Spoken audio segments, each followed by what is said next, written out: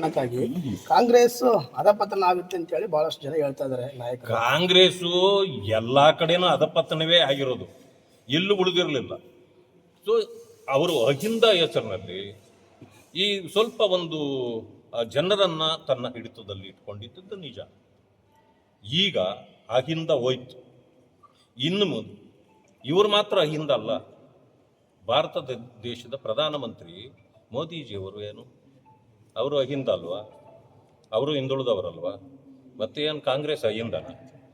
ಕಾಂಗ್ರೆಸ್ಸು ದಲಿತರನ್ನ ವಂಚನೆ ಮಾಡಿದ ಮೇಲೆ ಅದು ಹೆಂಗೆ ಇದಾಗ ಹೋಗ್ಲಪ್ಪ.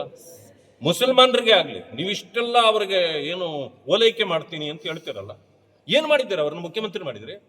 ನಿಮ್ಮ ಪಕ್ಷದ ಅಧ್ಯಕ್ಷರನ್ನು ಕೂಡ ಮಾಡ್ಲಿಕ್ಕೆ ಆಗ್ಲಿಲ್ಲ ನಿಮ್ಮಿಂದ ಅವ್ರನ್ನ. ಪಾಪ ಅವರು ಯಾರೋ ಹೇಳ್ತಾರೆ BJP ಮುಸ್ಲಿಂ ವಿರೋಧಿ, ಅಲ್ಲಿ ನಿಮಗೆ ಭವಿಷ್ಯ ಇಲ್ಲ, ನಿಮ್ಮನ್ನೇನೋ ಅರಬ್ಬಿ ಸಮುದ್ರಕ್ಕೆ ಹಾಕ್ಬಿಡ್ತಾರೆ ಅಂತ. ಪಾಪ ಅವ್ರು ನಂಬ್ತಾರೆ, ನಾವೇನು ಮಾಡಲಿ?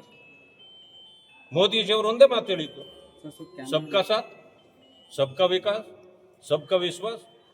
ಇದನ್ನು ತಗೊಂಡು ಹೋಗ್ತಾ ಇರೋರು ನಾವು. ಅಂದಮೇಲೆ ಇಲ್ಲಿ ಧರ್ಮ ಭಾಷೆ ಏನಿದೆ? ಯಾವ ಧರ್ಮವೂ ಇಲ್ಲ. ಹಿಂದುತ್ವ ಅನ್ನೋದೇನಿದೆ ಗೊತ್ತಾ? ಈ ದೇಶದ ಸಂಸ್ಕೃತಿ, ಈ ದೇಶದ ನಾಗರಿಕತೆ. ಅದನ್ನು ಬಿಟ್ಟು ಅದೇನೋ ನಾವು ಇದಲ್ಲ. ಬಟ್ ಹಿಂದುತ್ವ ನಮ್ಮ ಅಸ್ಮಿತೆ. ಹಿಂದುತ್ವ, ಬಂಧುತ್ವ, ಸಿಂಧುತ್ವ ಇವೆರಡೂ ಕೂಡ, ಇವು ಮೂರು ಕೂಡ ನಮ್ಮ ಅಸ್ತಿತ್ವ. ಅದನ್ನು ನಾವು ಇಟ್ಕೊಳ್ಳದೆ ಇದ್ರೆ ಈ ದೇಶ ಉಳಿಯೋದಿಲ್ಲ.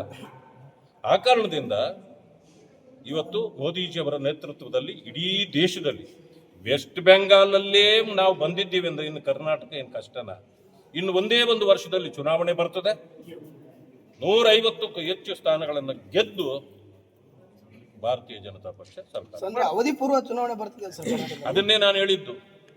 ಅದನ್ನೇ ಅವರ ಅಂತಿಮ ಯಾತ್ರೆ ಪ್ರಾರಂಭ ಇವತ್ತಿಂದ.